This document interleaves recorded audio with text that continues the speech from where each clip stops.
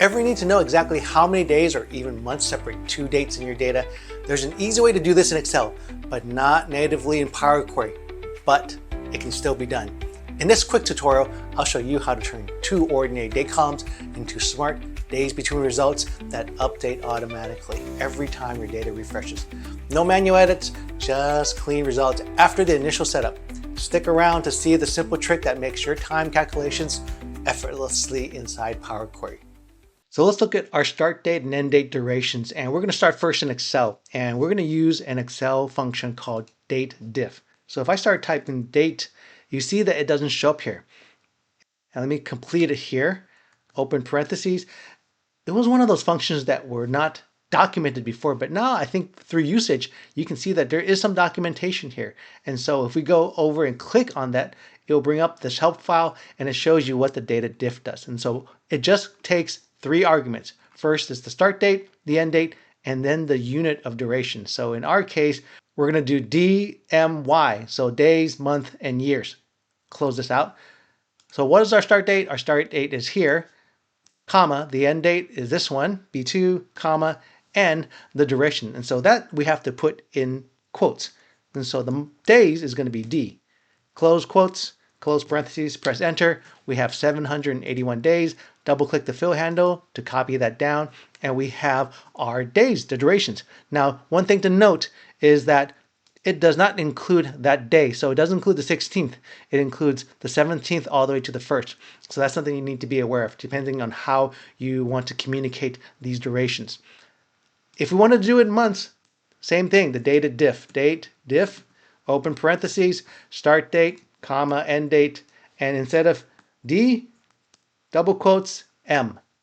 Double quotes, close parentheses, press enter. We have 25 months here. Double click to fill that down. Of course, it doesn't count this because it's not a full month. 6/16, it has to go to 7/16 to be counted as a full month.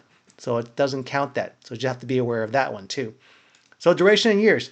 Let's do date, diff, and open parentheses, start date, comma, end date, and comma, years. That's going to be open quotes, double quotes, Y, close, double quotes, parentheses, close, press enter. That's 2 years there. Double click the fill handle and then copy it all down. So now we have our reference point. So this is something that we can do in Excel, but if we want to do in Power Query, there's not really a clickable way that we can do it or a function that does this. We'll have to put in some M code a little bit, but once you have it set up, you can just add in any data and it's going to calculate it for you. So that's the nice thing about it. I'm going to copy this data, Control C to copy, put it over here, Control V to paste. Let's take this range of data and put it into Power Query. Go to Data, from Table and Range. That's my selection. It'll ask me to create a table from this range. My table does have headers. Start and end date are the headers. Click OK. The Power Query editor is going to open up. What I want to do first is click this, X that out. I don't want to have that change type. I want to have it differently. This one's selected. Press the Shift key. Select that one so both of these columns are selected. I want to change my data type to date. I don't want date and time. I just want the date. After that, I want to get the duration in days. That's actually pretty easy. All I need to do is select the end date first and press Shift and click the start date, and that will select both columns. If these were not columns that were next to each other, I would have to press the Control instead of Shift because they are not next to each other. But since they're next to each other, that's okay. Click Add Column, and here I'm going to go under Date and Subtract Days. So it's going to subtract the end date from the start date. Click on that, and we've got our subtraction. So you can see that it matches up here.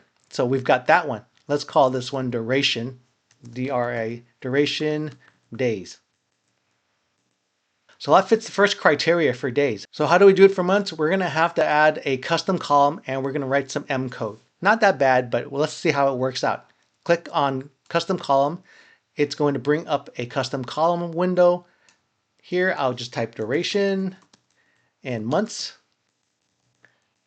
And here we're going to write some M code. Here what we want to do, we want to find out from the end date minus the start date. If that goes over a year, then multiply it by 12. So first, that's going to be the first calculation, right? And we're going to put that in parentheses. So we're going to type date, that year, select the end date, minus date, year, and that's going to be the start date, minus that, close parentheses, and have another closing parentheses because we had one earlier up here, multiply that by 12. And why multiply it by 12? Because there's 12 months in a year. So that's the first part of the calculation. Then we're going to have to add. We're going to have to add the months. So we're going to type in open parentheses, date, dot month. And this is going to be very similar. We're going to have the end date, close parentheses, minus date, dot month,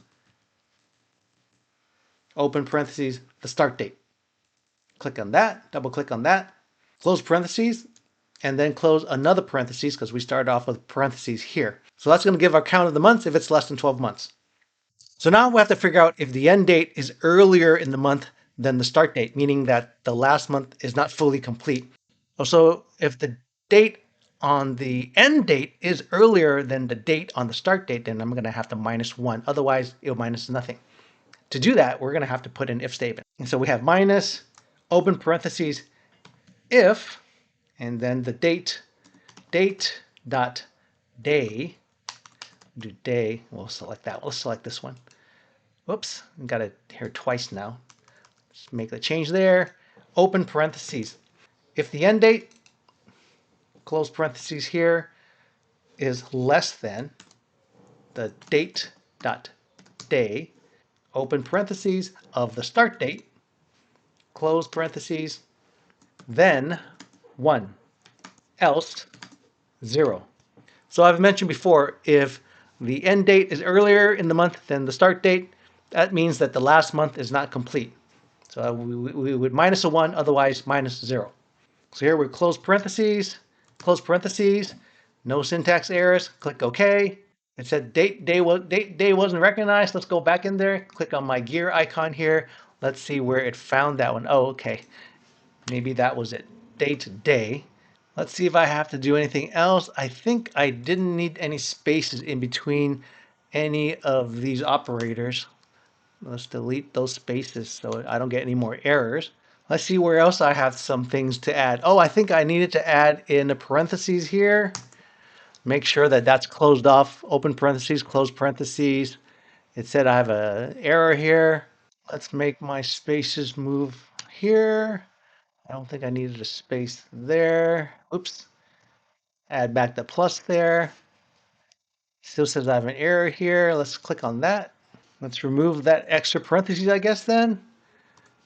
Click OK and see what I get. 25121000, 25121000. So I got my duration in months. And that's what that M code looks like. So initially maybe a lot, but once you have this set up, usually you don't have to worry about it anymore. Close this.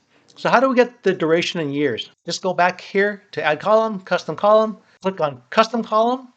Let's call this one duration, double click that, duration year. So this one's not going to be that bad. It's going to be duration dot days.